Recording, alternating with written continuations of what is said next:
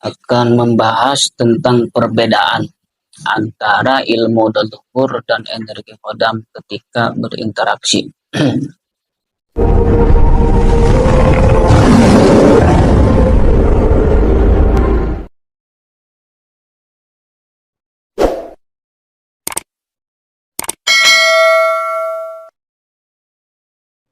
Bismillahirrahmanirrahim. Assalamualaikum warahmatullahi wabarakatuh. Waalaikumsalam warahmatullahi wabarakatuh. Alhamdulillahirabbil alamin wa bihi nasta'inu ala umuri waddin wa ala alihi washabihi wasallam. Amma ba'du. Terima kasih. Sekarang kita masih diberi waktu untuk bisa berkumpul, ngopi bareng, ngobrol bareng. Nah, kita akan mencoba sedikit bincang-bincang membahas masalah yang sering dialami oleh masing-masing spiritualis. perbedaan energi ilmu leluhur dengan energi khodam pada saat si pelaku itu sedang berinteraksi.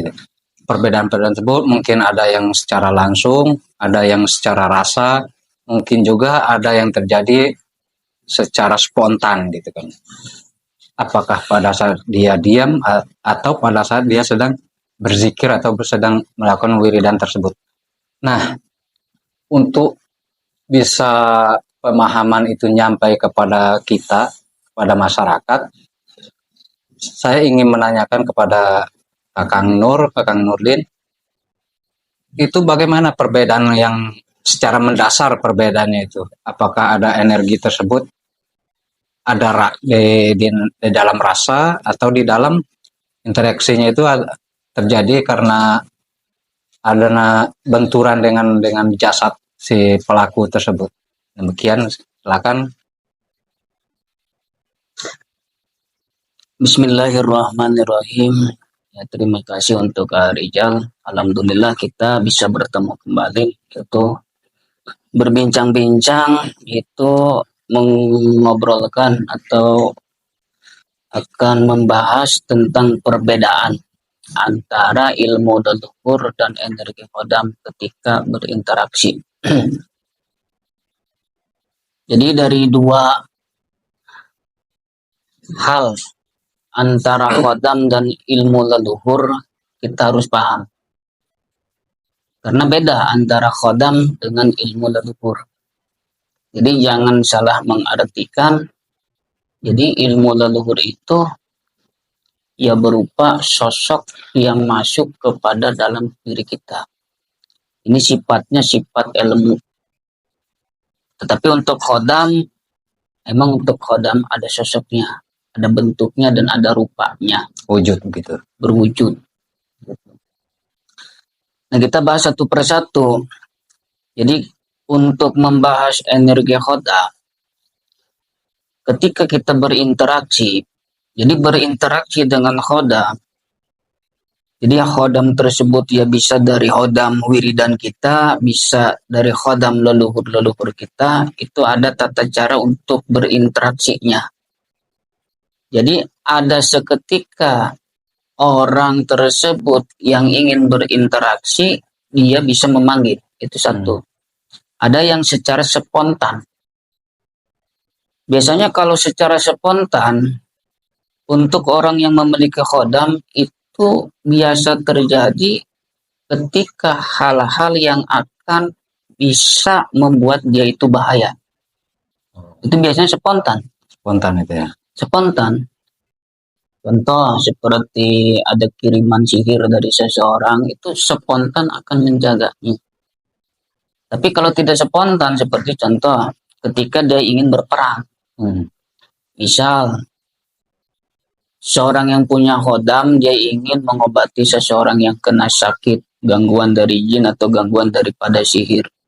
Ya dia akan berinteraksi dengan khodamnya. Ya mungkin dengan kode-kode yang dia ketahui masing-masing. Mungkin kode-kodenya, ya mungkin cuma masing-masing yang tahu ya. Rahasia masing-masing. Jadi ketika dipanggil, khodam tersebut datang.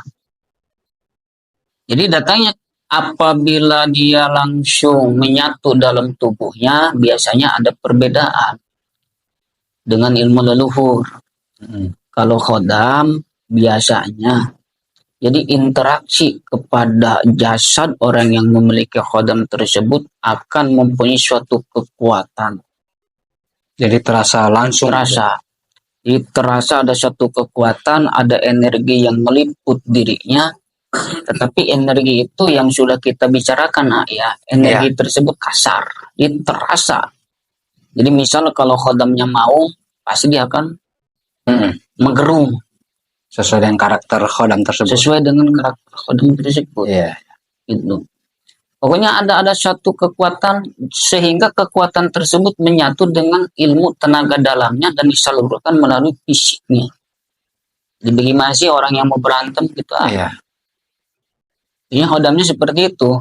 Jadi kalau berinteraksi dengan khodam, ya biasanya hal-hal yang akan dia lakukan itu biasanya merujuknya kepada hal-hal yang untuk berperang atau penjagaan dirinya. Bisa bersifat fisik berarti itu. Sifat fisik. Benturan energi gitu ya. Iya, jadi si khodam itu akan memberikan suatu energi kekuatan sehingga kekuatan kita bangkit dalam segi supranatural. Supranatural. Jadi bukan hal spiritual lah. Itu untuk energi khodam. Kalau untuk energi ilmu leluhur itu bagaimana? Nah, kalau ilmu leluhur ini sangat-sangat antik menurut saya. Sangat antik, sangat aheng, dan sangat indah. Kita berbicara tentang ilmu leluhur dulu ya, jadi supaya tidak gagal paham. Supaya kita tidak gagal paham, ya bukan berarti leluhur tersebut nyuruplah kepada kita, bukan. Walaupun ya secara ada yang sudah kasat mata melihat keilmuan tersebut seperti leluhurnya. Padahal itu kan dari bentuk energi yang berwujud seperti leluhurnya. Itu sifatnya sifat ilmu. Nah, perbedaan antiknya seperti apa? Jadi datangnya beliau itu dengan secara energinya halus. Dan pertama yang akan ditembak oleh energi ilmu leluhur itu kolbu. Satu kolbu sehingga kolbunya itu hidup. Kolbunya hidup sehingga dia bisa menangkap suatu energi. Dalam energi tersebut menjadi suatu frekuensi, dari frekuensi menjadi suatu informasi. Itu akan keserap oleh kolbunya sehingga kolbu dalam diri kita itu bisa menerjemahkan apa pesan-pesan beliau. Begitu. Jadi hasil daripada serapan tersebut akan terserap oleh kolbu sehingga menjadi suatu keilmuan atau menjadikan suatu nasihat atau menjadikan suatu petunjuk kepada arah yang bagus yang memberikan motivasi kepada kita supaya kita itu jalur alurnya kepada perkara yang benar, yang lurus.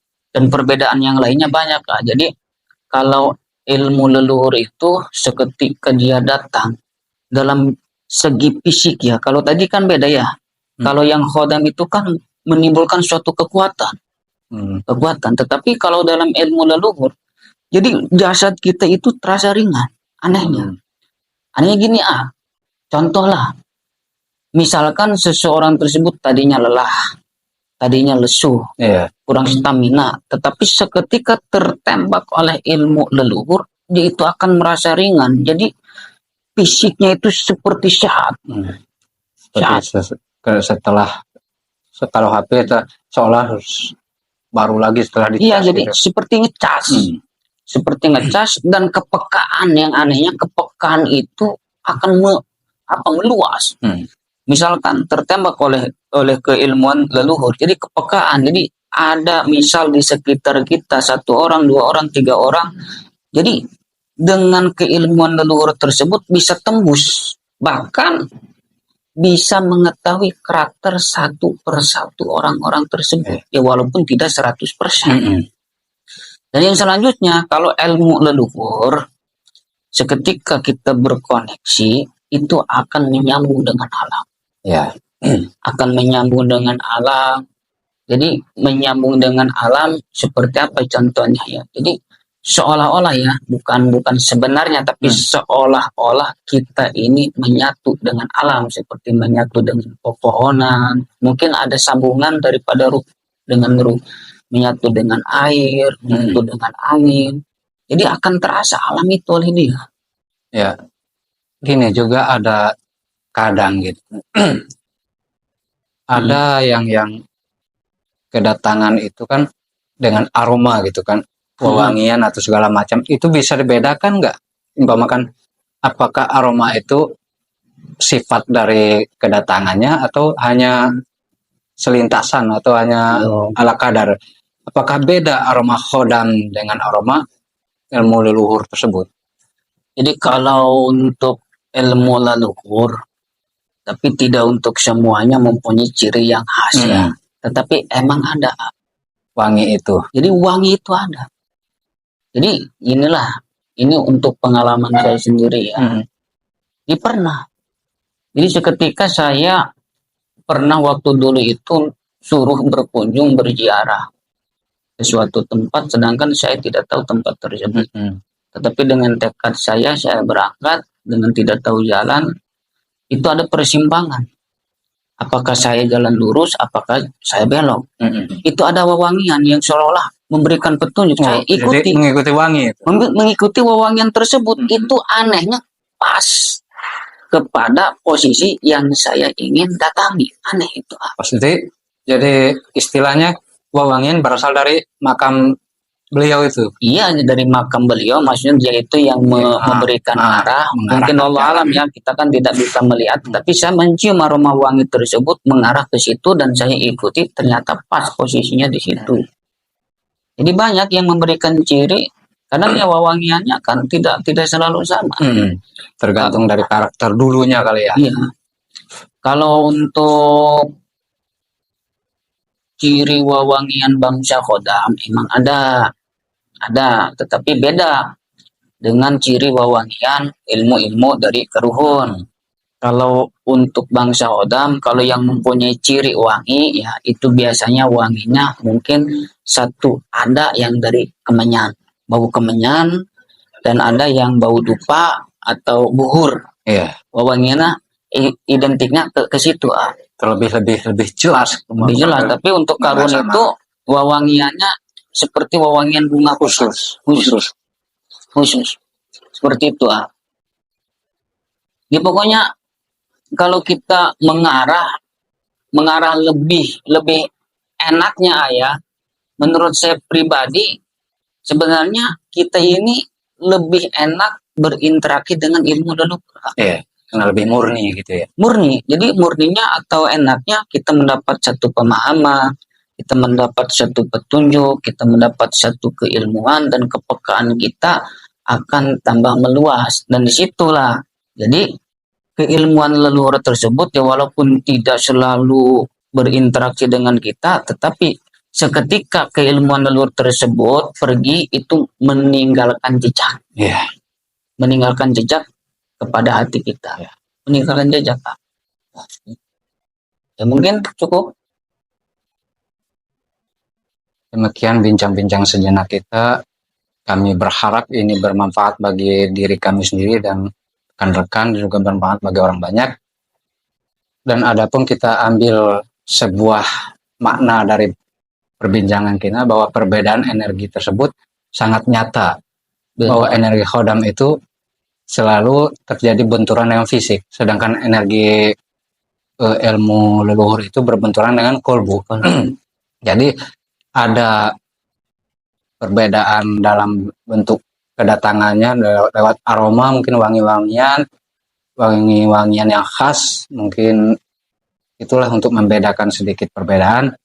Dan ada dan ketika kita berinteraksi dengan itu, jadi terlihat nyata dan jelas bahwa si pelaku tersebut akan memahami bahwa ini adalah energi Khodam, bahwa yang datang ini adalah energi ini. Mungkin dari tadi yang diterangkan sedikit kalau energi ilmu leluhur itu membawa jejak ke dalam kolbu dan sedikit lebih ringan Nah, demikian semoga bermanfaat dan saya tutup. Wabillahi taufiq wal hidayah. Wassalamualaikum warahmatullahi wabarakatuh. Waalaikumsalam warahmatullahi